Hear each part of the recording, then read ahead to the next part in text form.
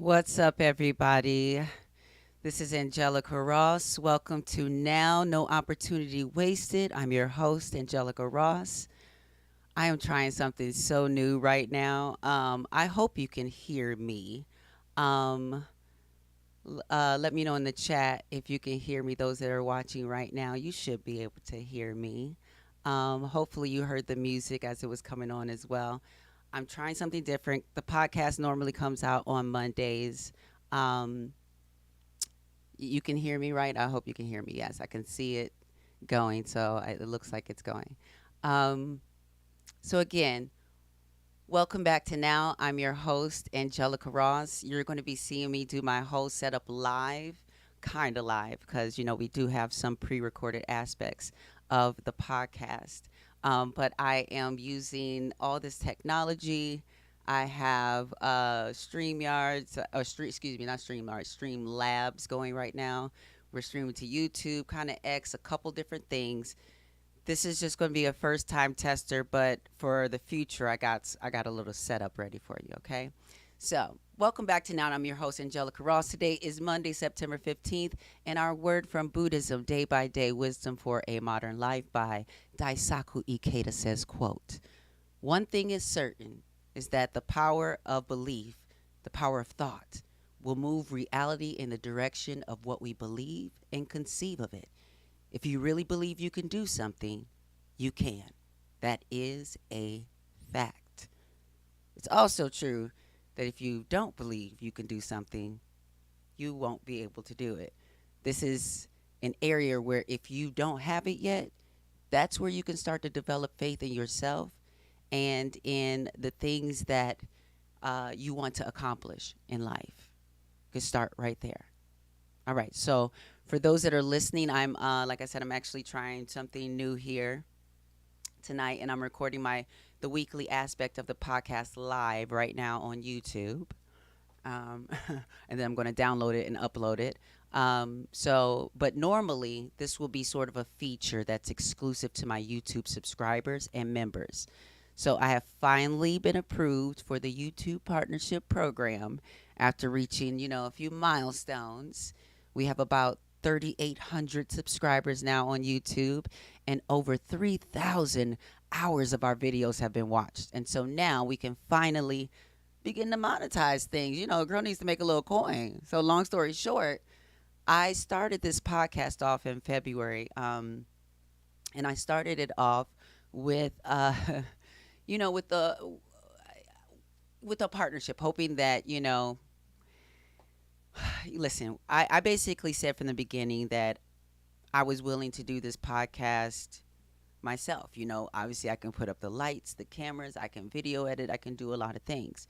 But my team and my agents and my management was all like, yes, great, but we feel like we want to get you with a right team and get you with a full team so that you can launch this and it can start with the bang that you need to have it launch with. So I was like, okay, cool. Well, the bang was not a bang. And the reason why it wasn't a bang is because I felt like, just me being just honest, I felt like the people that I was working with, they were looking at the fact that I have 480,000 followers on on Instagram. But after a while, I think they were really counting on a conversion rate of some of those followers over to the podcast, but they weren't, taking into consideration that my platform was being shadow banned and it was experiencing some heavy suppression from Meta because I was speaking up about Palestine. So, you know, the which also is affecting, my corporate sponsorships. I mean, not that I'm again, capitalism is what it is, but again, being a quote unquote celebrity and having, a certain platform, I would have deals with all kind of companies posting on my Instagram stories and reels starting at $10,000. And that has all but stopped because they can't see their return on investment in my metrics anymore because my metrics are being suppressed by Meta. And I'm not spreading lies, I'm not saying misinformation. I'm just trying to amplify the voices of the people of Palestine and in Congo and Sudan, all of the things. I've been sharing so much on my platform until I realized, like I said on a previous episode, that my efforts were somewhat futile on that platform because it's hard coded. The suppression's hard coded. So they're only going to let me get so much reach there. So the partners that were salivating over that many followers and trying to get that to, kind of easily cross over, well, no pun intended, it did not cross over. And so I ended up carrying a lot of the weight in building this podcast episode by episode with the help of a small, talented team. So thank you, Marcel Hutchins, Jake Metersky, and Jared. I know I've never really said folks' names like full names. I just called them by their first names. So I've never really said their full names. So this is kind of the first time I said it. So Marcel Hutchins, Jake Matersky, and Jared Parisi, I believe. And crowd management, thank you so much for all the support that you have been giving me as I kind of do this one woman show in physicality, but you have been, working with me remotely to make this the best that we can make this. Thank you to everybody that's viewing right now. I see we got a lot of folks tapped in right now. So, with that being said, I am using this as an opportunity to expand my listeners' experience by inviting you all to join the winner circle. All our listeners, you're already winners. So that's what I'm calling all our listeners, our winners. But you can officially now join the winner circle with a membership on YouTube. So not only will you get exclusive access to things like watching this and watching me tape live for the podcast, you can submit questions and more. You might be even like pop on video. I actually have that ability for if you got good lighting, and good care, if you got a good setup and want to pop on video and ask a question or get some advice or something, we might be able to do a little bit of that too. So there's different levels to it. So the basic level is only $4.99, but for the other level, you can get access to a more exclusive winner circle experience. Excuse me one second. I'm like eating popcorn and drinking coffee. Excuse me, my throat coat tea, which is back there. I'm going to grab it in a second. So basically, the different levels will give you access to the full Winner Circle experience, which is very exclusive. It's actually, you get either a monthly or a weekly exclusive live experience that's just us, just only the members that are on that level. And we talk about whatever you want to talk about. I can go into depth about Buddhist concepts. I can talk about and give you my opinion on, some things that are happening right now in current affairs. Or you can ask me personal questions and guidance, whatever that is. But that's only going to be once a month for certain folks and weekly for certain, hey, Alana, hey, weekly for some other folks. So if you want to get in on that, subscribe at youtube.com/ at Miss Ross. That's youtube.com/ at MISSROSS. Yes, the name of the YouTube is Miss Ross. That's where it all goes down is Miss Ross. Whether we're in the winner circle, whether we're on the podcast now, it's all going down at youtube.com/ at Miss Ross. You can click there right now and join the live stream. As members, certain members, you can also comment in. So if you are a certain member at a certain level, again, only $4.99, you can comment on the videos. And at different levels, you get all kind of perks. So I'm making this first video available to everybody. So now, for my conversation with the author and poet, Frederick Joseph, where we explored the intersectionality of advocacy work and the challenges faced by marginalized communities. We talk about the pyramid of privilege, where white women and black men often align with systems of power to gain their own benefits. And we also highlight the importance of dismantling these systems to create true equality for all. Y'all ready for this conversation? All right. I want you to take a listen. You ready? Okay, wait, where's the interview? Okay, oh, here we go. Joseph. What's I feel going like I on? feel like when I say that I'm saying your government, but that's what you go by, right?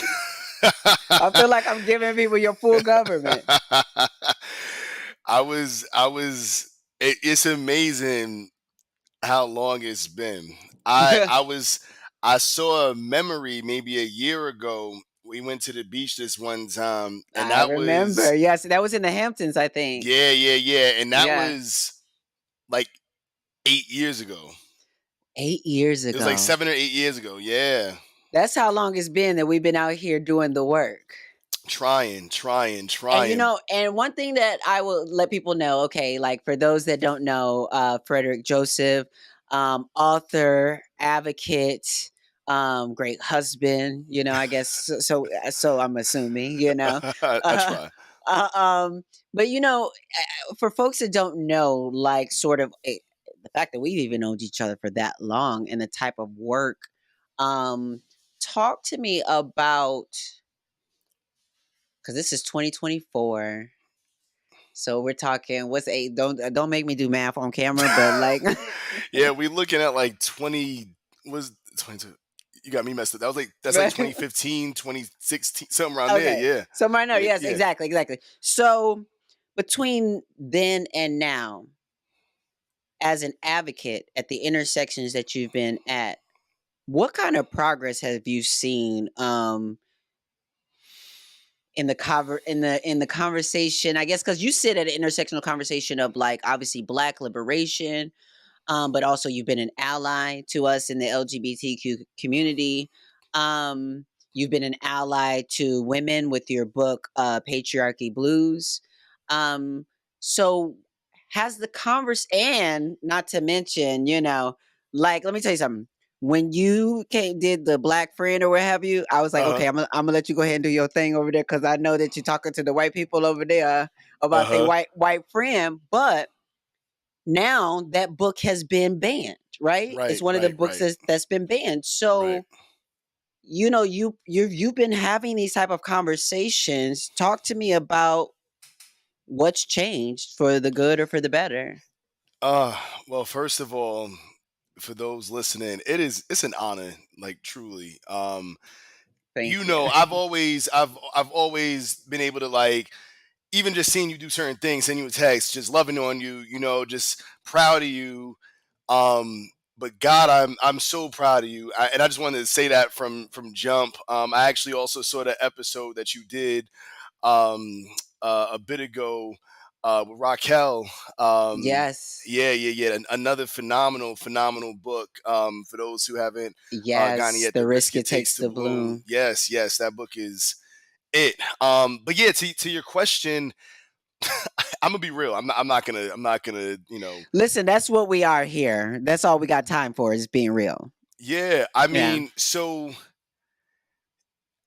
we're going backwards. Yeah. I think that even some of the progress that I saw, because I do get to be in different communities, right? Like Yeah. I have the privilege and the honor to be invited into spaces with trans folks who trust me, to be invited into spaces with queer folks who trust me, with women who trust me, with non-binary people, but then also sit in spaces with cishet folks and people who are liberation focused, but also people who are sadly deeply capitalist focused, right? And Yes. so, Yes. but what I did see years ago was us starting to have certain conversations. And I think that there has been a strategic dismantling of those conversations in the Twitter was ways one that of they, those. yes, Yeah. in the ways that they become mainstream. Because I think a few things have happened. One, Twitter was a huge thing for, Baby, we were connecting. yes. So if, let's say, I just want to let's just talk about it, right? I saw what had happened, at least obviously after the fact, with what is her name? The Nepo baby who was being transphobic with you. Oh, Emma Roberts. Yes. I saw Yes. that, but the issue is, had that happened a few years earlier, the ways we could have engaged around it because of like a Twitter and certain things, and had more accountability around it, would have been different. And that's just the truth. I think it was Well, and strategic. but it's also a situation where, unfortunately, and who knows, if I ever have the chance to sort of sit down and talk with her about all the things, again, it's because it's a situation where, again, we're being real, right? Hmm. I don't. I just don't have conversations for no reason. I don't put stamp of approval on nobody being like, oh, this person's cool or okay if they're not cool or okay. Right. And so my thing is, I looked at her, I said to her straight, I'm just like, listen, it ain't just this. Right. Like, if we're gonna talk about it, Right. your fans know you. There's threads on Twitter everywhere about your behavior. Right. Right. Not to mention, I know my colleagues, what they know and told me, and blah blah blah. None of them might say anything because that's the culture of our thing is what it is. Right. But like, so I want to talk about how you as a white woman is being a tyrant. Right. And I was included in your play in the games that you play, but that wasn't just a one-off situation. You've been playing games with everybody all season, and I was Right. basically dodging bullets left and right, thinking that like I was not, it's water for ducks back, water for ducks back. But like, again, when we have these Hollywood roundtable conversations and you got white women at the table with black women, a lot of them white women Right. ain't talking about how they flex their power on set, and it's not about diversity, it's about how much they can get. Right. I mean, that's that is, I think, one of the reasons why I think we've gone backwards is because we conflated progress with white women's progress, right? Mm-hmm, And mm-hmm. that white women want to dismantle patriarchal constructs so much as it benefits cis white women, right? And realistically, I'm being really honest, I don't even think sometimes it's just cis white women. I think that it's just white women as a whole. From what I've seen, I have particular individuals in Absolutely, mind right now. I absolutely. Oh, think trust me. the issue is whiteness. Caitlyn Jenner, and Right. other folks, sign up to that too. So Exactly. And so the issue is whiteness. And because whiteness became the leader supposedly in progressive spaces, supposedly once again, the work stopped happening, right? The work became capitalism. I think especially in light of 2020, what we saw happen with, quote unquote anti-racism, quote unquote patriarchal constructs, quote unquote transphobic constructs, homophobic constructs, so on and so forth, was like, oh well, McDonald's made their money, and so we're on to the next thing, right? And I actually posted a poem about this the other mm-hmm, day, mm-hmm. just the love and the work only existing in June for most folks, right? Or And February. yeah, yes, February, June, Juneteenth, Mm-hmm, right? mm-hmm. Like I'm gonna sell some books on Juneteenth, but are you buying my books when it's not Juneteenth, when it's not Black History Month, so on and so forth? Because if you think I'm a damn good writer on Juneteenth, then I'm a damn good writer on June, 21st and March 9th, and so on and so forth, right? And I think the work specifically, in terms of me trying to be an ally in spaces, and this is just, I have to call a spade once again. Please do. I was having better and more I was having better conversations that were leading people to water a bit more in 2018 and 2019, Yep. maybe even 2020, because I feel like what Yep. happened was on the other side, right? Especially when you're talking about, I can only speak to this from the point of like you know uh heterosexual men, right? And specifically cis heterosexual men. There was these people, Joe Rogan and Kevin Mhm, Samuels, mhm, and all these different mhm. people Oof. Mhm. who gained Rest in popularity. peace. Rest in Pieces, peace. Yeah. pieces. You say piece, I say pieces. Sure, Yes. um, but there were all these people who gained popularity, but the supposed left didn't combat that by saying, like, taking someone such as myself, right, who's like, hey, I'm trying to be intersectional here, I'm trying to have the conversations, I'm trying to they weren't trying to white women who own those spaces were not trying to build me up to combat Joe Rogan and Absolutely. Kevin Samuels. And so what you ended up having now in 2024 is, for years now, these boys and men have been on TikTok, on Instagram, on whatever, learning and becoming even more rotten because they've been following them. You never gave them an alternative. There are alternatives out here. It's not just, Frederick Joseph. There's plenty of people who are intersectionally womanist, intersectionally feminist, so on and so forth. But that And all yeah. sounds like nerd talk. And the reason why I say that is because we're in a culture right now where I don't know if you've ever seen a movie called Idiocracy. Hmm. We're in a culture where that's becoming a reality, Facts. where when people are talking too factual, too many big words maybe or something, they're like Yeah. nerds or I want to hear that, whatever. And so what, because you tapped on something to say that our culture has moved towards capitalism being its god, basically. Yes. um so, and white women basically wanting their slice and not really wanting equality for everybody, but just Right. really wanting to experience that. Right. Talk to me about why, how does the pyramid of privilege work, Mm. where white women do that, Mm-hmm. and then we have black men doing that, Yes. in a sense that it's still a patriarchal world. Yes. So And go you ahead. got people like your Diddy's, Yeah. like your Ice Cubes, like Yes. your Russell Simmons, Yep. and your Like LA Charlemagne and all Reids, these different people. Charlemagne, Yeah. all of Yeah. them Yeah. Yeah. who Yeah. have stories Yep.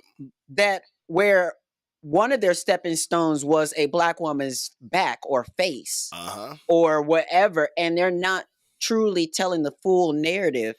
If Right. we're talking about Straight Out of Compton, we're not talking about how he beat Michelle, Yes. or all the Exactly. different things that are happening. Precisely. And so, what worries my heart and my spirit is being a part of this culture that is idolizing folks. And this is why I'm making a move every episode to kind of try to, as much as I can, to Mm-hmm. try to redefine celebrity. Mm.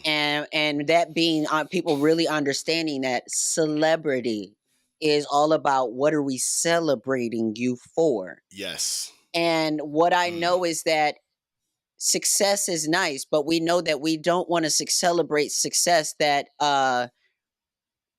not just capitalizes off of our community, but that kind of abuses and takes advantage of, and that takes from, in a way, the way that patriarchy takes from women and leaves nothing behind. Right. How do we stop the pyramid of privilege and when every show, even reality show, is like a chance to win at just being able to pay your bills and live and Mm. be all right? Mm. Well, first, God, that's a word. To the point that you had me before about the nerd talk, I completely agree with that. And just to keep it a band, part of the reason I think that the pyramid exists is because if you have, I mean, you've been around me. For those who have not, I'm 6'2", 230 something pounds. I'm not a little nerdy little whatever, and I will punch you in your face for talking to Angelica a certain way. That's just what it is, right? But Right, right, we don't want to amplify that exists, right? We want to right, amplify that Kevin Samuels exists, but not like, oh, you right, can get punched in your face over some homophobia. It can go down. It is what it is, right? And that's not, and you can be out of the community and be like, yeah, we can get it cracking. What's up? You know what I mean? right, Like, right. and so we don't build that up. But to the point of the pyramid, so I mean, at the top of the pyramid is whiteness, and I think that Absolutely. people have to understand that black people are not a deified people, but we talk about us as if we are sometimes, as if the very nature of being black means that you are a progressive person. That is not true at all, right? Progressiveness is a choice and work, right? It is a choice and work. And most people are not trying to take the choice. or do the work. And so they choose the easiest thing, and that's proximity to the top of the pyramid, which is, again, is whiteness, right? So white women oftentimes try to ignore the fact that they have the sword of whiteness because they try to use the shield of their womanhood, right? But there's nothing greater than that sword. At the end of the day, a But and white the woman, proximity is a choice.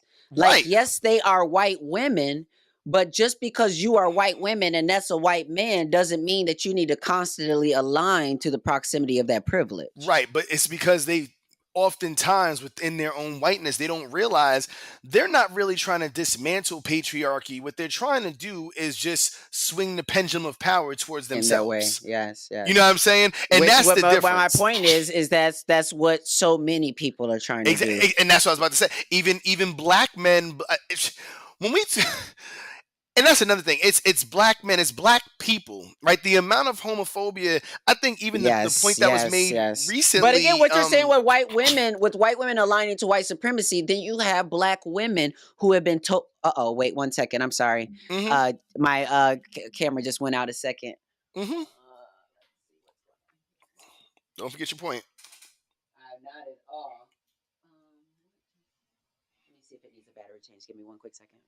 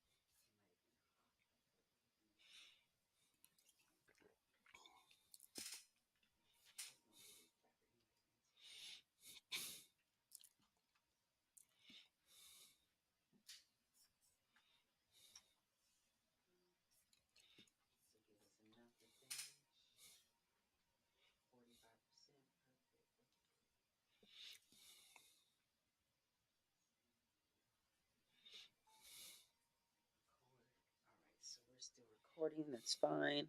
I'll just make a note, obviously, in the editing to edit there. Technology. Yes. Look, you said not forget your point, and now I just didn't sit down. But that's what I was going to say is,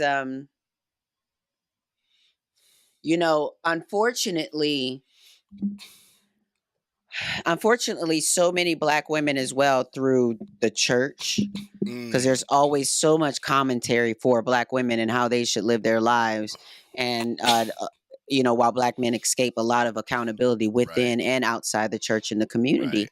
But then you've got a lot of black women who've been sold a story that if they align with patriarchy, Right. that they will get whatever scraps that patriarchy is trying to give their black man. Right. That's exactly it. I mean, everybody, and then black men have been sold a story that the more you align with white men, you're gonna get their scraps. You know what I mean? And same thing that white women are doing. Oh, you align with white men, you're gonna get Yes, their yes, scraps, right? And so yes. everybody's telling the lie to the next person. And again, it's not just a pyramid; it's a pyramid scheme, right? Oh, yes. And that's just what it boils down to. The reason that we're here, and the reason why, hell, I can, You know you what? can, Honestly, the way this is the second time. This is because I was just in another conversation. This is the second time. I think it was maybe Francesca. This is second time that someone has referred to America as a pyramid scheme, and I mm-hmm, think that we're just kind of onto something. And I think we're all kind of mm-hmm. most of. If you are anywhere aware, you're waking up to this. Oh, absolutely. I mean, I think that even the moment that we are in currently, right, where I don't know what's gonna happen in November. It's a mess. But it's because people. The reason it's a mess is because you can't get away with the same things that you got away with in 2008 and 2002 and in 1998. It is 2024, and people we got eyes. We can see, We got. baby. Like we can, I see it in front of me. You know what I mean? Like, And that's when what's wild. That's the audacity that the government. That's what kind of just gets me so upset is when they do stuff in front of your face. Like even the fact that Joe Biden is making these moves, that he first of all self-identifies as a Zionist Mm-hmm. and then makes moves to tell smart people and college students that anti-Zionism is anti-Semitism. And you're not just some, the funniest thing, they praise these institutions. The students that he's talking to primarily, Columbia, Harvard, Yale, you done told me that these are our best and brightest. Now you calling them dummies. You know what I mean? So when they don't align, they're Which dummies. But one is it? right. And the thing is, even prior to what's taking place in Gaza, right? You already had, for me, you not doing enough for the people who you basically got elected on the backs of, right? You said you was gonna do more for black folks. You said you was gonna do more for trans folks. You said you was gonna this and that third. I remember specifically saying I was a one of Elizabeth Warren's national surrogates, and one of my big things, because like you said, I try to sit at the intersections of many things, was that was 2020. I think that was the most deadly year for trans people in Yep. history, if on record, right? If I Mm-hmm. remember correctly, I think that was the Mm-hmm. most deadly year at the time. Well, Um, especially because it was COVID. COVID was going down, and the girls still needed to. exactly, and so that was the most deadly. That was the most deadly year. And so I had said to Elizabeth Warren, like, this needs to be a thing, right? You need to.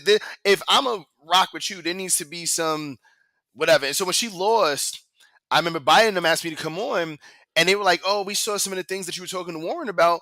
We're gonna be doing X, Y, and Z for trans folks, this, and that, third." I remember 2 years ago, I reached out and I was like, "Hey, what happened to those?" Because I got three organizations that you probably should look into. They the babies is outside in Florida fighting for their lives. You know what I mean? What are you doing? And they're like, "Oh, well, right now is not the time." Like, good luck in 2024. That's all I know. That's all I can say.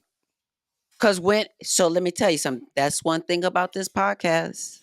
It's called Now for a reason, Mm-hmm. because now is always the time. Mm-hmm. And when we have what we don't realize, and what intersectionality should teach everybody is, we can't leave any of us behind. Right. We can't be ableist. We can't, because one thing COVID teaches us is that this our country does not care about you, and our country does Right. not care about disabled people. And so if you catch COVID or any other thing, guess what? Mm-hmm. You have a high chance of just joining the disabled community. Right. And Right. now you're gonna really find out how hard it Right. is and how America doesn't care about you.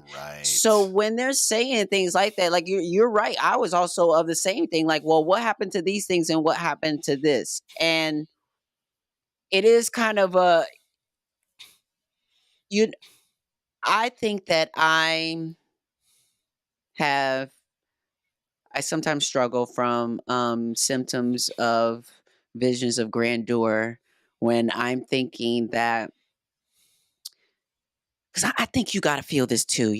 I feel like you feel like you're Frederick Joseph in a time that all this is happening with bearing witness, but also using your platform to speak up and doing things. Mm-hmm. I've been doing similar things. Obviously, Tamika Mallory. I mean, there's Right. a lot of us. A lot, Linda Sowers. There's so many of us doing so much work, and sometimes it feels like or seems like it's not enough.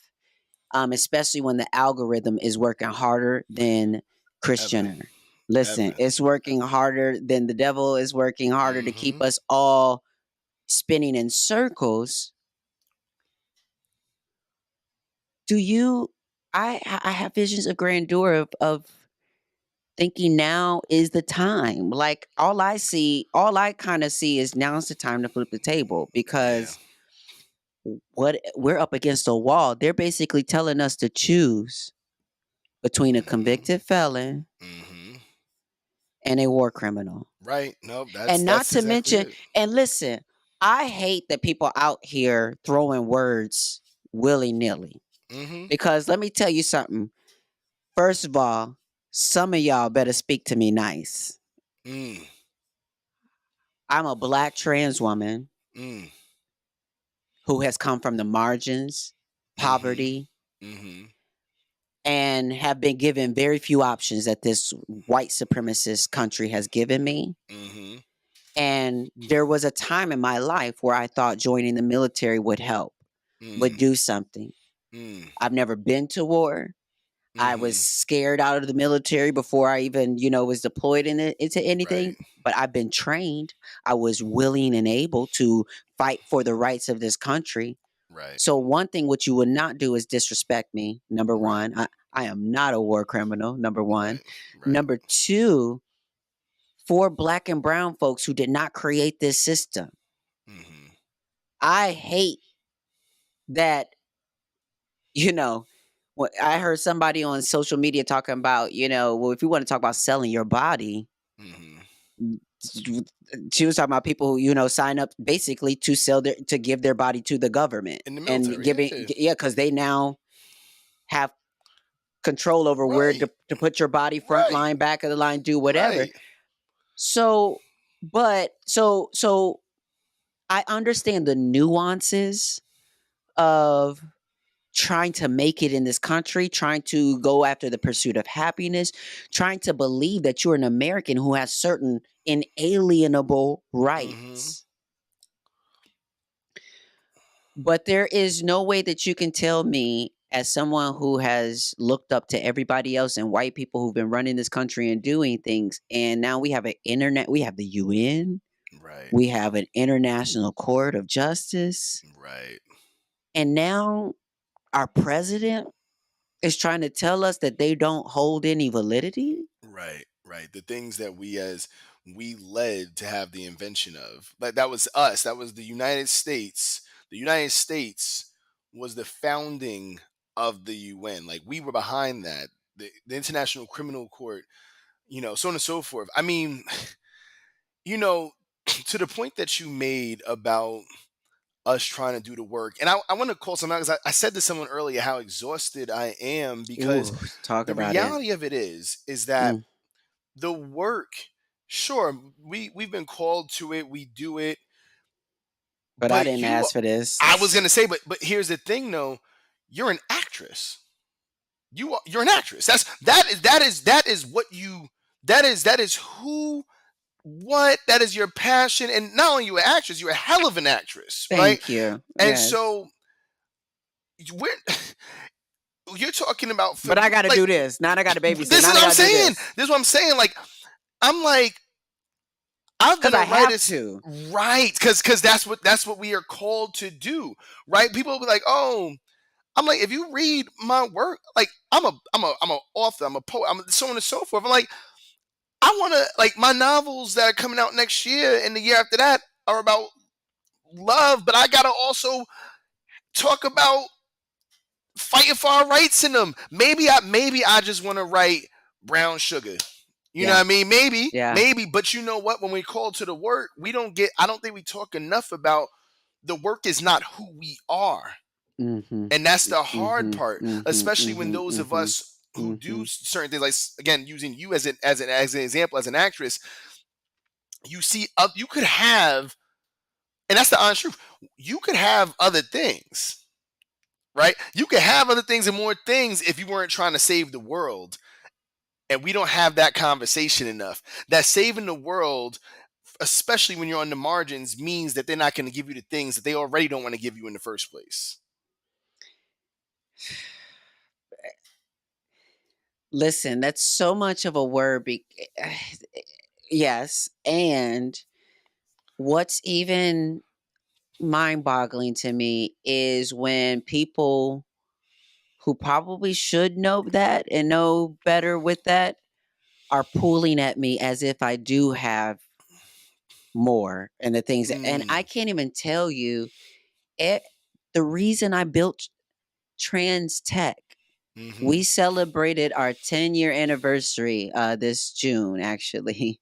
And I spent my entire time as that I was the executive director, mm-hmm, not taking a salary mm-hmm, and doing the work. And but what happened was a lot of that time I was applying for grants and doing different things. But mm-hmm. because of how I make things look, because of how much work I put into things, I constantly got someone else got another organization or someone else always got chosen because they thought, "Oh, she's Angelica Ross." Right, right, right, right, right, What does that mean? Right, when I'm right, a right, black trans woman who right, is not getting Emma Roberts' check. right, I'm not right, getting the same pay per episode. I'm right, not even getting the same pay per episode as some of the damn other black people on my own damn show. You understand what I'm right, saying? So right, like, so it's not that. And not right. only is it not that, but what the biggest thing that I've seen with folks, either the word I can only use best is coveting, like coveting my life or what whatever it is that a lot of times folks don't understand is like many times what I was offered Mm, was crumbs mm, or offered something I needed to make look better right, or and I made it look better and I right, made it work for me. Or, right, the fact that I'm independent with certain things, like it's because I'm a techie and I know how to run a camera and put up some lights and I know a thing or two about editing, right, so, but I'm willing to unplug from the system right, in order to go without, in right. order to not have their win, because I could. And the thing that drives me bonkers sometimes with celebrity is that sometimes we get a little bit too full of ourselves 100%. and we believe that we're just such great artists that we have to block out everything Right, to just deliver the art so that it can be great. And don't get me wrong, I get that, right? That's of course. right, We all want that as right, artists to be able to do that. But to know that every day, every moment is a choice. right, And so to know that I could have made a different choice, right, but I'm not going to. right. I And if mean, I had the that's chance to make it again, I'd make the same choices.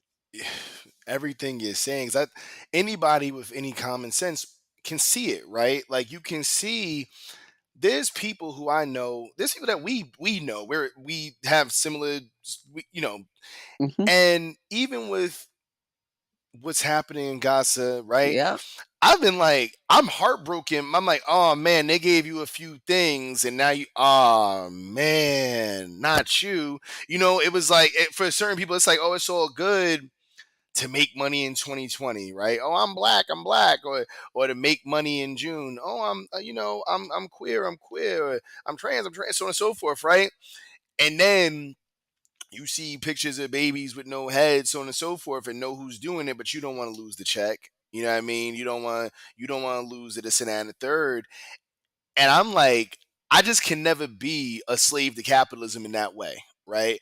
I just couldn't, because then what's the point, right? Like I said, like, and like you were just saying, the reality of it is that for the most part, and obviously as a black trans woman, there's no group more marginalized in the world than the black trans women. We know that. So when we're talking about crumbs, obviously there are some black trans women who are doing very well for themselves, of but over course. but over overall, when you look at demographic, if you want to look at where the most marginalized people are, here you go. And so when we're talking about crumbs, we have to understand that crumbs means crumbs at times, right? Like, and what does that mean for society to have any expectation of anybody from that community other than how can I support you, right? Because everybody else, But like still, realist, they are the people who will give the most, who will show up at the yes, front lines for Black Lives Matter protests while being called a man, right, while being disrespected. exactly, and that's the thing that breaks my heart about. We could carry that message. Some of us even more than others right now could be carrying that message. And I've watched as people, like I think since since years ago, when we were first able to connect years and years back, you went off and did wonderful things. We've had good careers, right? Like I done went off and Absolutely. had best selling books and this and we've had good careers. And I respect you and love you because I sometimes feel alone. I'm like, man, am I the only person still out here on the same stuff we was on 8 years ago? Where, where are we? listen. One thing that we do here, and one thing that I there. Okay, so thank goodness that I have also found this book, and obviously, I'm sure you've read "Let This Radicalize You." If Yes, you yes. like, so I've obviously we've said this saying, let this radicalize you. Mm-hmm. So I get the book, and I see myself in the critique of things in the sense that I'm with you. In the sense that I'm like, I know damn well there were more people to my left. Mm-hmm. I know damn well there were more people to my right that Mm-hmm. were saying the same things, and as privilege picked them off one by one and gave them a mortgage or a job or a part or a position, a Right. title or whatever. You start to see people move differently, Right. and even that in of itself is the indicator. And I want to say this while being mindful of not trying to sound or like better than anyone or anything like that. But what that is us having to have some sort of space, grace, compassion, or whatever for people who are riddled with Mm. with fear. Mm. That's what renders someone unable to move Mm. when there is a threat. Mm. Is fear. Where do I go? Right. Where and not being practiced enough Right. to know that they can go to community, Right. especially if you're Right. willing to be intersectional, if you're willing to be progressive, if you're willing to be have space for my trans humanity as well as your, humanity, then Right. you Right. can go and find strength Right. because we built numbers over Right. time. But Right. what has happened is, for some reason, I thought, as the founder of Trans Tech, as a person who was trying to hand over my blueprint of saying, hey, they don't need to know what you look like or sound like for you to make some money online and Right. do something. You ain't got to show your face if you know coding, if you know editing, if you know this, that, and the third. Right. So when 2020 and the pandemic came and things shut down, and all these corporations who were telling us and white men were telling us what couldn't be done, all of a sudden was being done. We're working from home and remotely and not going to the office and doing things differently. Right. People are learning to make different streams of income, lift different things or whatever. So I'm thinking this is the moment in history where we learn to be agile Right. so that we're not dependent on the system. Right. And then something happened where folks got, I think, too scared. The pandemic went on too long and people weren't figuring it out in a way where, again, it's not that it's not to blame us, but again, it is at this point where we as a people, I'm not all that special. You not all that special. Yes, we are, but you know what I mean? Yeah. Is that we are going beyond our fear to move. Right. But the thing is, whew, that's a word. The thing is, the thing you're afraid of is going to find you either way. Right. The thing you're afraid of is coming. Hmm. The issue is when you look to your left and you look to your right, and the people who used to be there gone, they're going to be running back, right? And the ways in which we're going to have to get things together without time and strategy is exactly what the things you're afraid of want, right? Yeah. So it's like, even like, people have asked me, "Oh, do you think Trump's going to win?" I'll be honest with you, yeah, I do. I think that Donald Trump is going to probably be the president of the United States once again. And if he isn't, I think even if he is not, he's already running as a convicted felon, a twice impeached person, and an insurrectionist, and a person who says that Joe Biden is an illegitimate president anyway. How are you not preparing for what will likely be violence if he doesn't win either way? Okay, pause. Uh-huh. because that's where I'm at. Because hold on, Uh-huh. why is you trying to fearmonger me into voting for Biden because of Project 2025 when I done been known regardless of who win? Right. 2025's coming. 2025 is here. That's what do we this is the thing. When we really look at what's happening right now, right?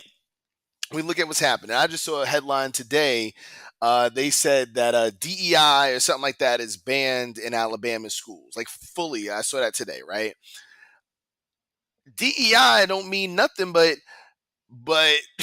disabled folks, black folks, brown folks, trans folks, queer folks, you know what I mean, and women in Oh, they're general. about to go after everything, race Right, but they based, ability right, based, all of that. right, but they already have, along with the fact that a whole genocide is happening, along with the fact that there are more police in 2024 than there was in 2020 before George Floyd was murdered. Right, the budgets have gone up. There's a cop city, obviously, coming up in Georgia. They just And New announced a cop York. city. They just announced a cop city in Queens. They just announced a cop city in Westchester County. What we're talking about, you talking about old Project 2025. What about Project 2024? Right? So Not what? to mention, Go not ahead. to mention, not to mention, let's imagine that this was election year. Wait, Right. it is. But It what is. I Yeah, yeah, mean, yeah, what yeah. I mean I know what is you're saying. imagine that Biden, excuse me, imagine Biden was not the incumbent. Right. And this is what we're looking at. This is our Right. world. Do you know what lies they would be selling us 100%. about what you would do about this moment? Right. But you are in office now. And Right. what you are showing me, Right. at least me right now, because one thing I am so confused about is how is it that I should be so scared about what Trump is going to do with the presidency when you're in the presidency right now and ain't nobody scared of you but Right. black and brown people and immigrants. Right. I forgot. See, I forgot all about the fact that he just did the executive order yesterday or the day before that Trump had been trying to do for years. The things that the man you talking about, oh well, it'll be worse than the Trump. I'm seeing the exact same things happening, and so with that being said, I'm not honestly, as people who are public figures, I'm not advocating for either of them because I refuse to advocate for white supremacy. Right, and so, but what I am advocating for is people preparing themselves because again, if Trump loses, or excuse me, if Trump wins, all Or hell's lose, gonna. If or Trump loses, all wins, hell's going to break all loose. hell's gonna break loose. If Trump loses, the hell that's going on will continue to break loose, and everybody will pretend that it's not happening until you're dead. Yeah. Ooh. I watched the police here in New York City. I watched the police, little girl, little Hispanic girl selling some stuff at a park. You know what I mean? It's hot outside. She's trying to make some money for the family. I think they said online she was 12. Yeah. Yeah. You saw this? Did you see this video? I saw. I didn't see the video. I heard about it. Like a white woman called the cops on her or something like that. Tried to. Yes. And then the police came. This little 12-year-old Hispanic girl knocked all the stuff that she was carrying, little gum and little trinkets, trying to make money for her family. Knocked them on the ground in the park and started arresting her, cuffing her. She's 12. And they grabbing her up like she's a grown woman because from the time we're 5 years old, all of us who are not white are grown. You know what I Our mean? adults. And Yes. so, Yes. but they grabbing her up, and I was looking. I'm like, if this would have happened under Trump, or even because the mayor is also a supposed Democrat, right? If this would have happened under another mayor, Republican mayor, so on and so forth, what is all of this doing for me? Because all I'm seeing is the same things that, like, I mean, shit. Excuse my language. I don't know if y'all be No, cursing we on do. here Yeah, like we that, do. but Hmm. okay. You know, if George Floyd would have been murdered, if Breonna Taylor would have been murdered, if Ahmaud Arbery would have been murdered right now, under Joe Biden, nothing that happened in 2020 would have happened. Oof.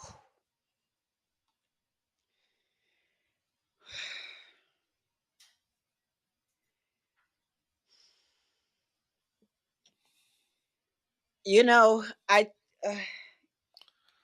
I just so okay. So let me ask you this: Mm. do you remember when we all watched? I think on social media as Mm-hmm. like Egypt, like flipped the table in their country. Mm-hmm. It was, I think there Yeah, was an election or something that I had guess I happened. do. Yes, yes. It When was the I Arab Spring. Yep. when I tell you I was so inspired, Mm-hmm. and I think you are right about, people need to be prepared because, like, I think that the messaging is one, we need to vote down ballot in the sense of, okay, Yes. other than the presidency, there are other things that we can be voting for. Yes. And just like, a Republican in the presidency with an all Democrat, we need to make it hard for, Right. we need to make it hard for them to roll back our rights. Right. So we have to try or have to do what we can. And voting is one Right. of those things. But I when it agree with comes that. to the presidency, I still believe I don't know exactly what it is, but I still believe there's a wild card on the table for us. And for me, that wild card is we the people. Mm. There's some sort Mm. of inherent power in that foundation that it was Mm. supposed to have been. We don't have an escape button, we don't have a stop, we don't have an eject, we don't have a and we the people that are paying taxes and don't have the resources that we need. Potholes, infrastructure's going down, more police are getting built, and our kids don't have education and don't have lunch and things like that, or whatever. The mortality rate for Black women is at an all time high. Yep. We have all these different things. Yep. There's got to be, I believe, there's a wild card, like Egypt pulled, like. And again, what I believe is that they are trying to scare us into silence by shutting down protesting in several states, in a couple states, Agreed. by unleashing military force police into Mm-hmm. against peaceful protests. Again, I was Kids. college. Kids. I don't have kids, and I just keep thinking to myself, if I sent my child off to college, I would be up at that school in rollers and a bathrobe. These are Angelica. These are white kids. When I saw a picture from the And they white protest. I kids. can't. I'm. This is how I know that we're down bad. I saw a picture of a black woman cop beating up a white kid protesting at the encampment. I said, "What the hell?" I said, "What the what the, what?" what It's the tethered. It's like I don't know, upside down where I don't know. But it it's oh shoot, did my camera went out again. mm-hmm. Okay. You know what I got to do cuz I know we've been going. Okay, so when I get this back on, we're going to start to wrap up cuz I know we've been going. Okay, I'm going to have to edit okay. this anyway. But okay. Okay, hold give me 1 second. I'm going Yep, to unplug my mic and my headphones so I won't hear you yep. for a second. And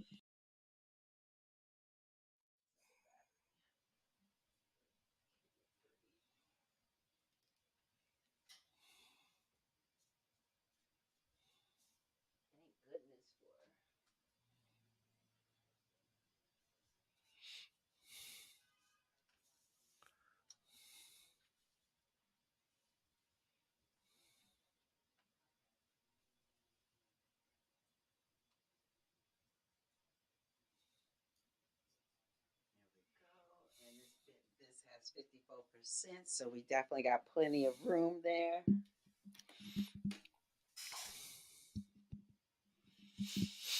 There we go. Hmm. Oh, can't hear you.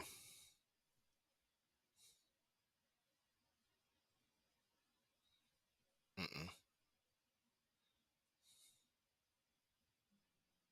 There you go. Can you hear me? Yep, yep. This is how I know that you and I have been way overdue for catch up Hmm. because we could there's and catch up on because again, being in this movement, and this is what I'll say too as well.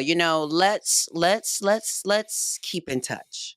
Yeah. Let's work, because you and I have been, doing this sort of work, but I would say this, like I want you to talk about this, and this is this. Don't be mad at me. But I want to talk about this because do you know this man named Emmanuel? Oh my God, Acho. Jesus Yes. Christ. So Jesus wait, Christ. okay, so listen, so listen. So the thing was is like I remember when he first had a little show and Oprah was putting him on the platform and he was Uh talking to huh. white people. Uh huh. My immediate reaction was no, Uh huh. because it was just no. It was to give those type of white people that kind of platform to where they have every resource to not be that ignorant Yep. was a lot of things for me. And then to have a black man again doing that work. Yep. But talk to me about because you've been doing some of that work. No, no, no. I No, wait, haven't. wait, No, wait. No, I'm no. not saying. No, wait, wait. I'm not saying. Wait, okay. So I'm not saying that you have, but what I'm saying is. So what I'm saying is, I think that was the perception Yes. with the book, Your Yes. Black Friend. No, the black friend. But so That's what I'm here's saying. The so Black here's Friend. the So what is the where is the talk to me? Talk so to here's me. so here's the so Emmanuel Acho, Lord. So one, the book itself, the title of the book is a parody because when a person opens up the book, I'm just getting on white people, right? Got it. So the Got it. second you open up the book, it is not just me. I brought in a lot of people. I'm unpacking the through line from Susan B. Anthony to white supremacy, all sorts of things. The issue of white feminine, all sorts of different things. Unpacking, talking about just I have white people banned the book because the reason why Emmanuel Acho's book is not banned and mine is because white people opened it up. They're like, whoa. Wait a Right. minute. And then I'm like, oh, all white people are racist. There's just absolutely no way that every white person is not racist in a racist society where everybody's been taught by the society. And so, again, so it's not saying, but Annual Acho, I actually just made I gotta send, I'm gonna text you this TikTok if you got the same number. I'm not sure, but Yeah, I'll make sure you yeah. have the same All number. right. Yes. But I made a TikTok a few months ago about him because he has another book like Uncomfortable Conversations with a Zionist Ah. or something like that now. And I was talking about, here's a funny story for Oh you. no. His book came out around the same time as mine. And so people conflated what he was doing with what I was doing, per the I point was that one you. of them. I'm Yeah, telling yeah, you, yeah. I was one of them people because at that point I was like, I didn't even want. I was just like, you know what? I'm gonna let you go ahead and do that. I'm gonna go be over here. No, per the point that you just made, a complete conflation, right? Complete Right. and utter conflation. If again, if you the book has my book has a chapter in it that's called FUBU, for us by us, and I'm just telling white people some things ain't for you. Whereas he's doing stuff like some of us want to be cops. I say in the book, every cop is bad. Ain't no such thing as a good cop, right? Right. Like, and so I'm whatever. So, but I wanted people. The idea was what would happen, and mind you, he also wrote his in 2020. I wrote mine in 2018, and so I was just wait. He's a bigger name, so his whatever. But my idea was like, oh, everybody be like, oh, I have a black friend who said I could do this and that and the third. So I was like, oh, what happens if you have a black friend who's like, nah, I'm gonna get you all together. You know what I mean? And so when his book came out, they conflated the two, and it hurt me and my book badly because people had this other expectation. And funny Well, story, what would be the angle? What would be the angle for your for so say for instance, okay, you got a book out there now, yeah. and let's say, okay, we your black people, we your what would be the angle for us to want to support the book? Meaning, like, so what would be what would be the narrative? Like, I get the pitch to the white people that your black friend.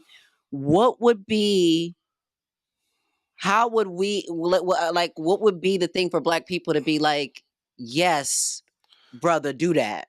Yeah, I mean, so it's funny. A lot of black people have read the book and be like, "Oh my god, I haven't ever felt so seen reading a book because I'm unpacking the things that happen to us that some of us don't even in certain spaces get to Being talk the about." black Remember, friend, right? not everybody is in the spaces that you and I are in. We this a lot of these conversations like, oh, we're having these on a regular basis with people. Some people are like, even reading like an essay in which I'm talking about being black in the corporate world and having to like pretend that I don't do certain things on the weekend and lie to my white coworkers and this and that third. People are like, oh my God, white people are like, I never thought of this. Black people have been like, yo, thank you for saying this.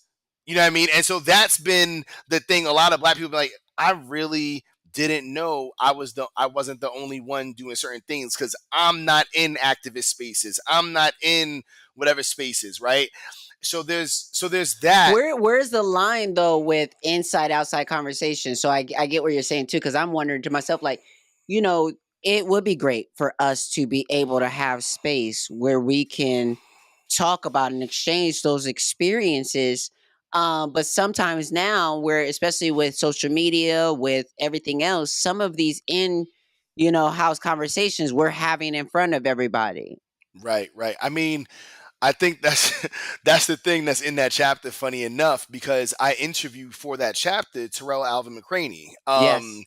and so in that chapter, what I use is myself to say I explain to white people by using myself as an example that everything that's black or brown, right? Like just because we over here this and that third turn up, whatever song we turn up to, that ain't necessarily for you, right? In the same way that Moonlight, as the example I use in the book when Yes. I interviewed Yes. Terrell, Moonlight, I learned a lot and felt Moonlight deeply, but it wasn't for me. Right. Right. It was for him to Right. feel Correct. whatever he needed for him and his community. Shit, I don't Yes. even know if the movie was for queer people not from Florida. You know what I mean? It was that he's like, this is my story. I'm doing this because it's cathartic for me. This is for communities that uplifted, built me, so on and so forth. This is for my queer babies down in Miami. You know what I mean? Mhm, And mhm, mhm. that's not me.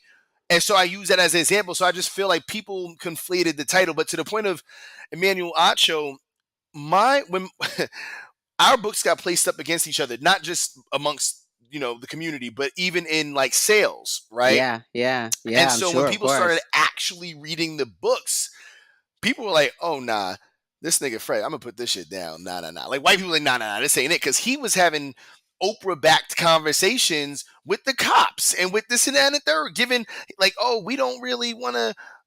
Black people don't hate police. We just want nah. And so what ended up happening, there was a Lord Costco. Costco had ordered thousands of copies of his book and my book. And when Biden won, they said, "Look, the national conversation around race has changed and we feel as if your book is a bit too divisive versus his book." Mhm. They had 55,000 copies of my book around the country in stores. They returned them all. So for those who don't know listening to this, publishing is a consignment business. Just Oh because you my see something in the goodness, store doesn't yeah, mean that that thing in the store can't be returned. So exactly. I had to, and I still haven't done it. I had to make up 55,000 copies being returned of that book while they then took the offset and bought more of his book because his book made white people feel comfortable and my book made white people feel uncomfortable. And so realistically, I don't have an issue with him. If his book, let's say, was better or something like that, I have an issue because you're taking up space where we need to be having real conversations and you're Well, doing harm. so now that I think about it, Hmm. I don't think it's too late. I don't think it's too late. I think that one thing I love about something like your book and things that are so evergreen, the conversation is still going, obviously, but also there's context between what was happening in 2020 and now, the George Floyd Hmm. and performative activism of it all. I think there actually is an opportunity for us. I think we can rebrand this a little bit.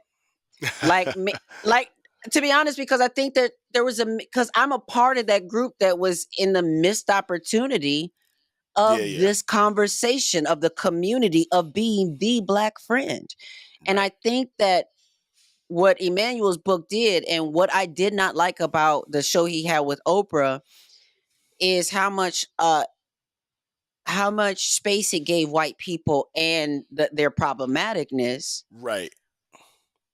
versus how much space should be given Right. to black and brown people and the reality of our experiences. And Right. so I think your book and all the things you talked about and wrote and that you've been talking about here has an ability. I mean, damn. I mean, I know you doing other stuff or whatever, but damn, that's a podcast.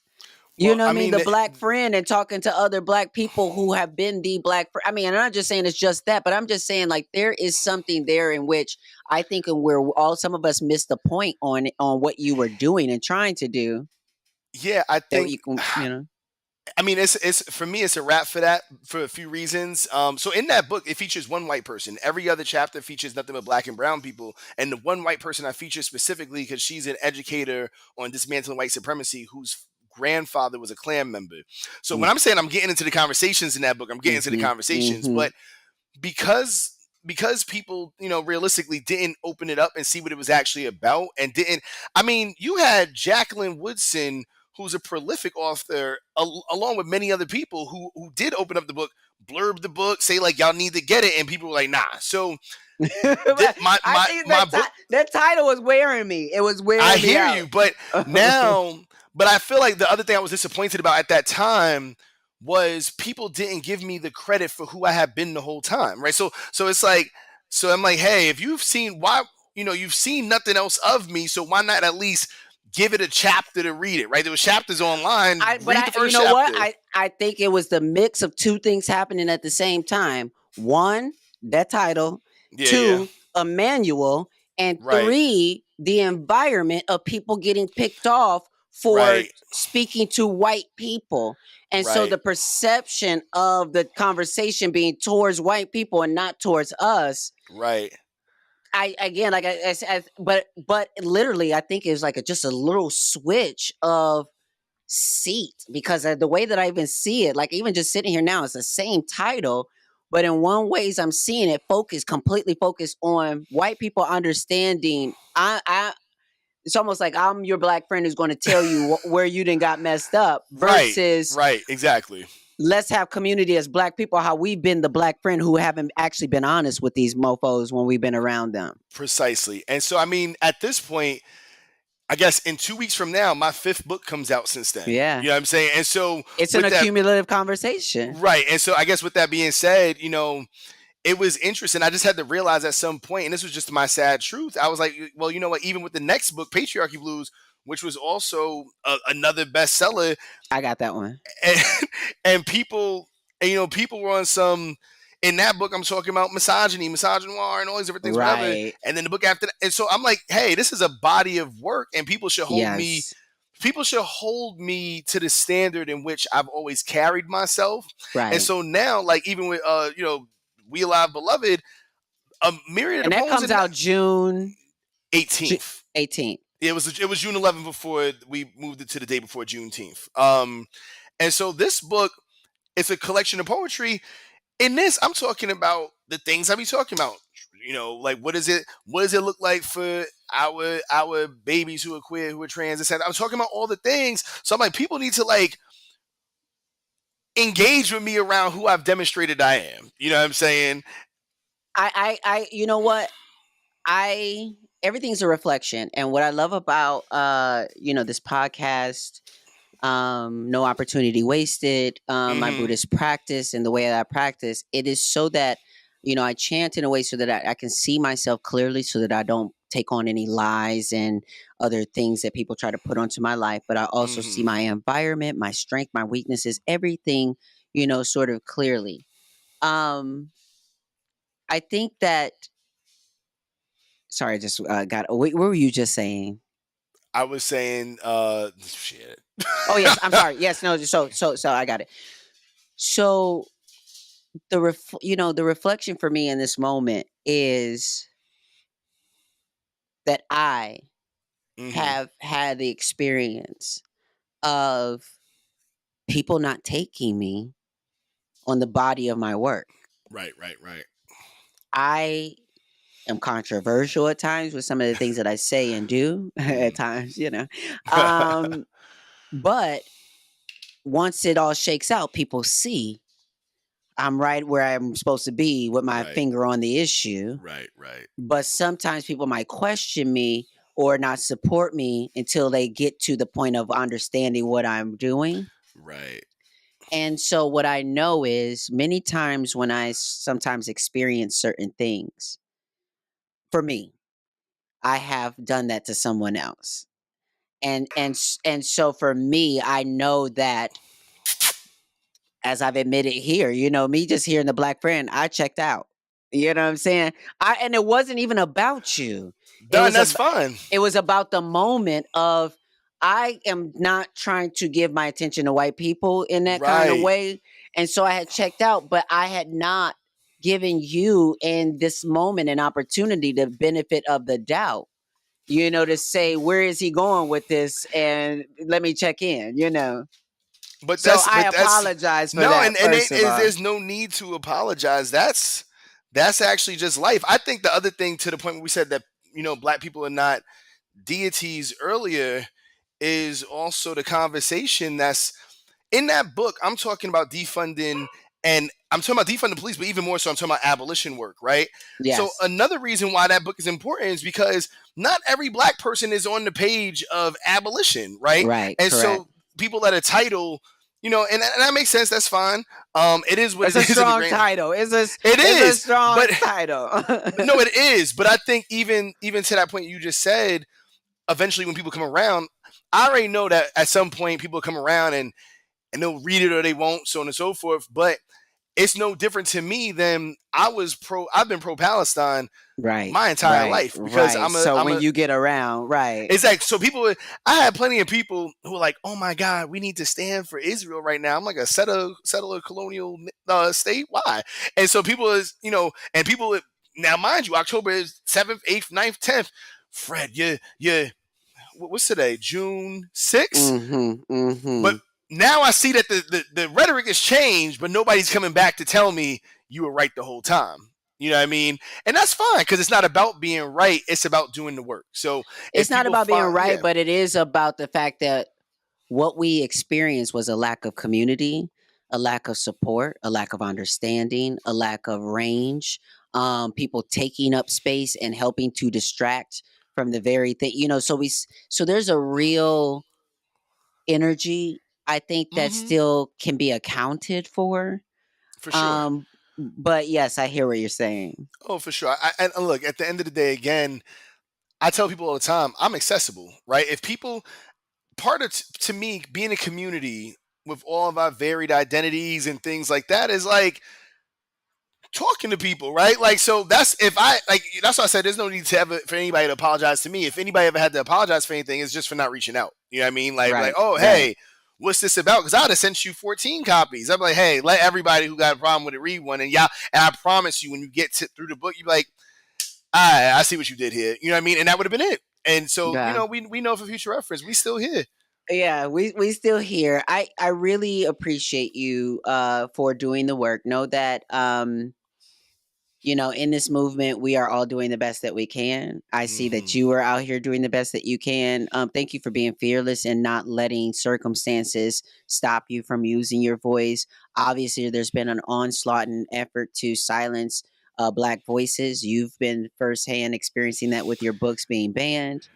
But talk to me about, um, when we talk about no opportunity wasted. And Mm, I'm gonna let you go after this, I promise. But what's the opportunity now?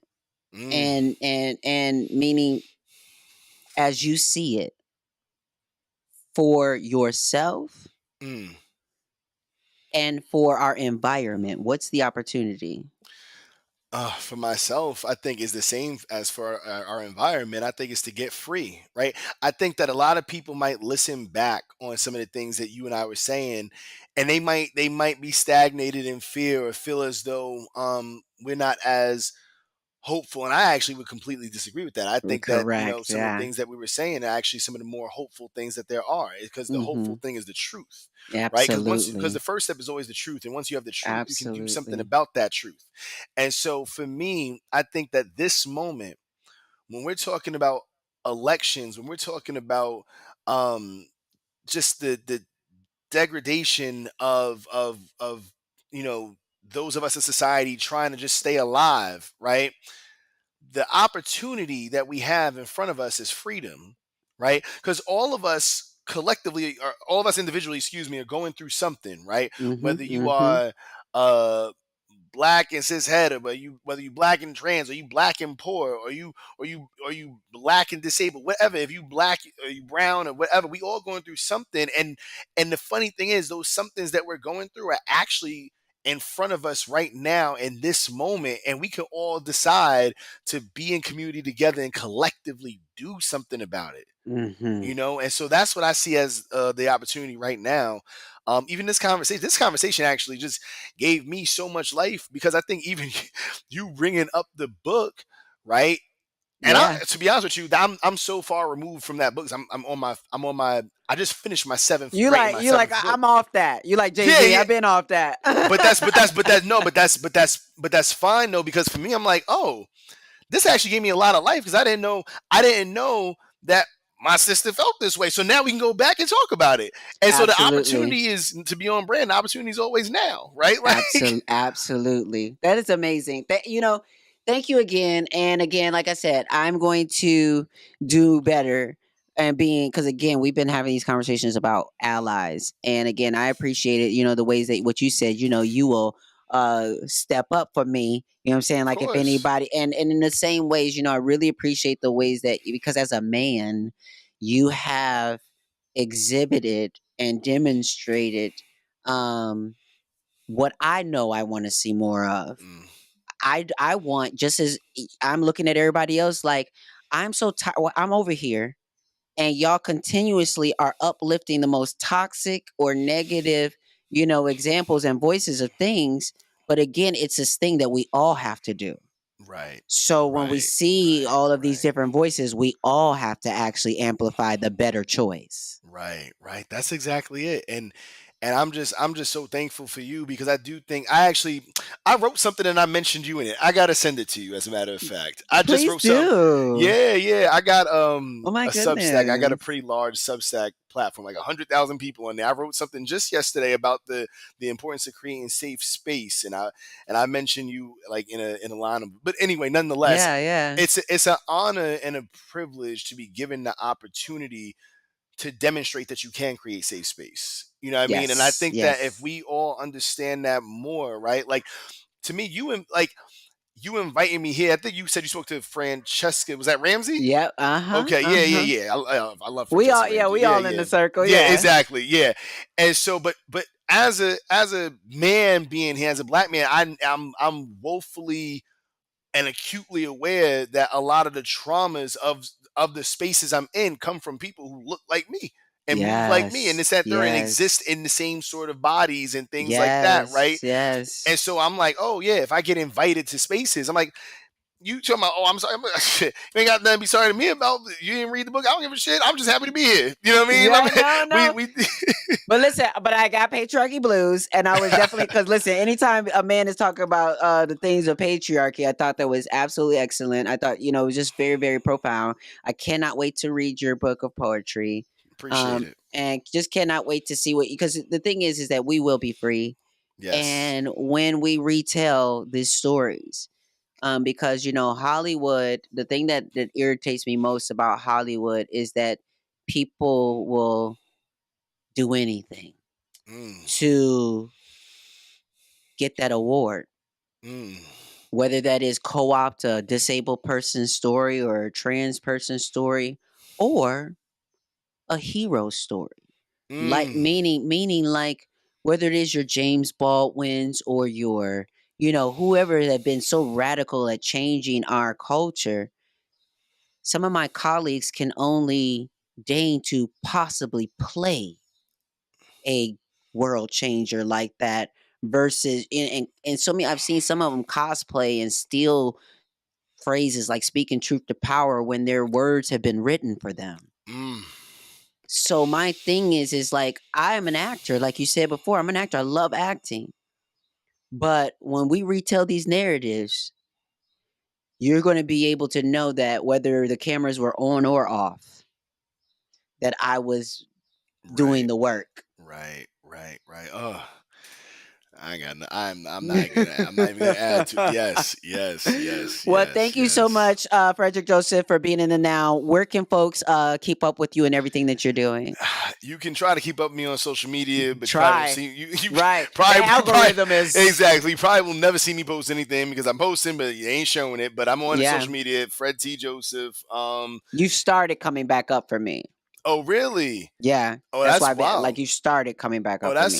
I haven't surprising. seen your content in a minute. I'm sure. I'm sure. I Somebody's have been to. saying that about me when I was commenting in Amanda Seal stuff, and they were like, "Oh my God, I've been following you since post, but I ain't seen nothing." You and I know, Lord knows, I'm posting like You know multiple times a what's week. funny? The only thing I had saw was the thing with the woman we were talking about earlier, and I said the same things. I remember I went back and I started seeing all the stuff from just even from American Horror Story. I was like, I didn't see her post none of this.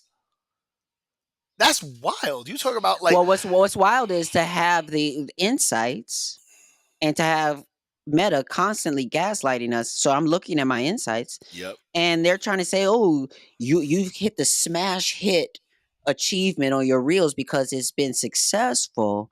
But in the same breath, you're telling me it's not successful because so if I had a reel that reached 300 something thousand people, hmm, but only 3% of those people were my followers. right, So right, how is it successful and not right, successful in the right. same It makes no sense, but and this is a whole different conversation for a whole different they need to time. be But sued.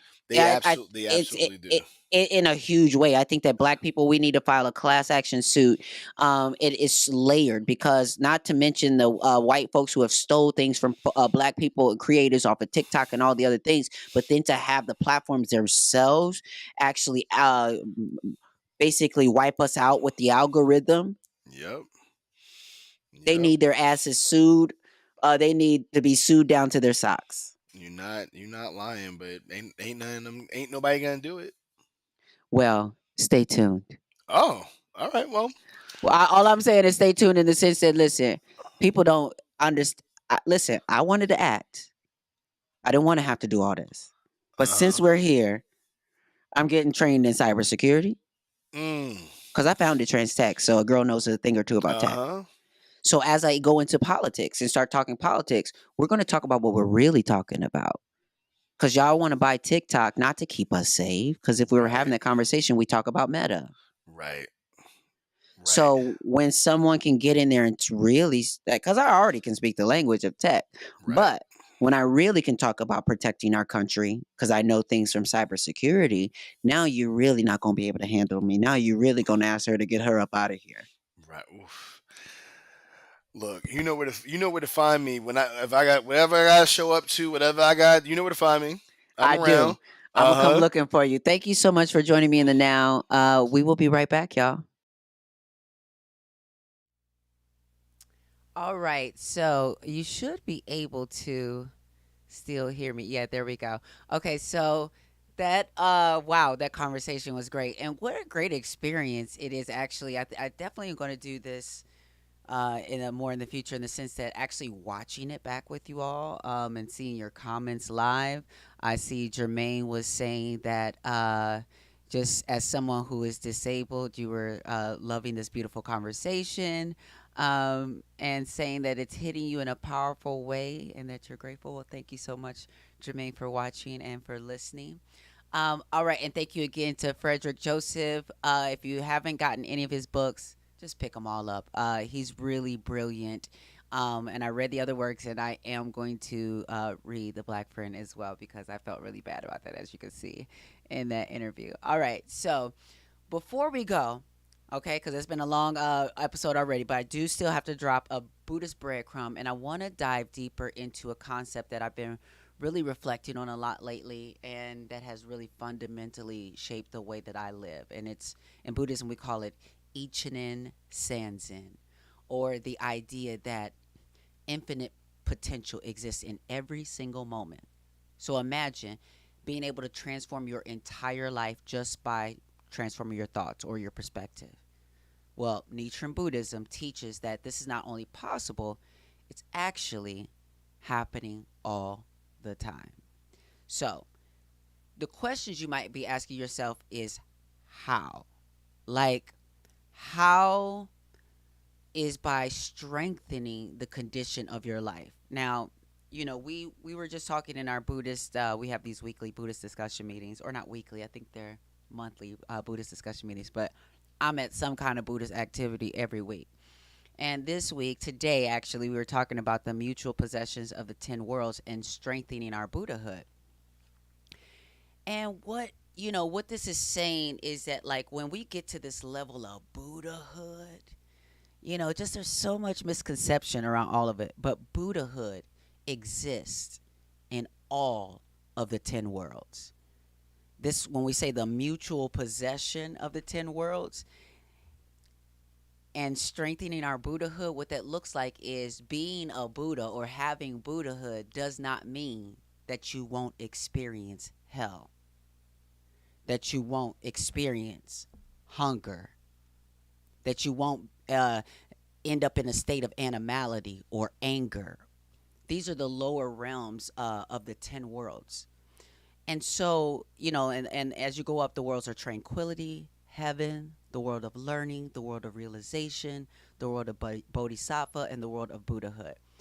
I'm reading out of Tina Turner's book, Happiness Becomes You. If you haven't read this book, I had the privilege of interviewing Tina Turner about this book for Glamour magazine, so you can Google that interview. Me learning about Tina and Buddhism, obviously, this was one of the strong things that influenced me in the beginning.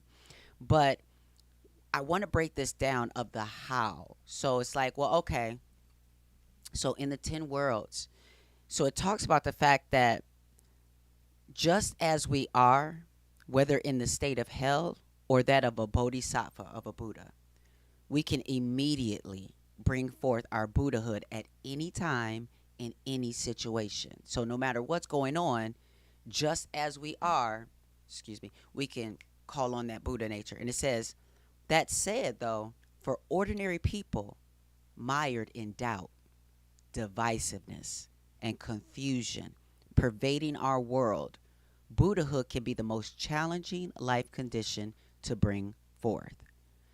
So, how we bring that Buddhahood forth, and how this has happened for me as well, is by courageously taking on problems and suffering for the sake of others. It strengthens the world of Buddhahood in our lives. So, what it talks about is working to establish that state of Buddhahood as your baseline, like as your basic life tendency. It says, and I'm also reading out of Living Buddhism. This is our magazine that we study month to month. This is the September issue. You can go to sgi-usa.org to get more information or subscribe and get your own copies. But it says, so establishing Buddhahood as our basic life tendency, it says that our basic life tendency is the life state we tend to reside in due to our karma. That is, because of the causes that we made in the past. For example, some people might be quickly drawn to feelings of despair. That's the world of hell. While others might always be trying to outdo those around them, the world of asuras or arrogance or anger. Yet, from moment to moment, we also move from world to world in response to external and internal factors. So we strive to establish Buddhahood as our basic life tendency because it will help us lead a better life. When Buddhahood becomes the foundation of our lives, no matter the highs and lows we may experience, we can use everything to fuel our appreciation, hope, confidence, and joy. None of our experiences within those other 9 worlds are ever wasted and can be used to encourage others around us. The world of Buddhahood can also be described as a state of life where one willingly takes on even hellish suffering. This is the world of hell contained in the world of Buddhahood. It is characterized by empathy and hardships deliberately taken on for the sake of happiness and welfare of others. And it arises from a sense of responsibility and compassion. Courageously taking on problems and suffering for the sake of others strengthens the world of Buddhism in our lives. So, what it means to live this doctrine of the mutual possessions is that when we live this way, we suffer what there is to suffer and we enjoy what there is to enjoy.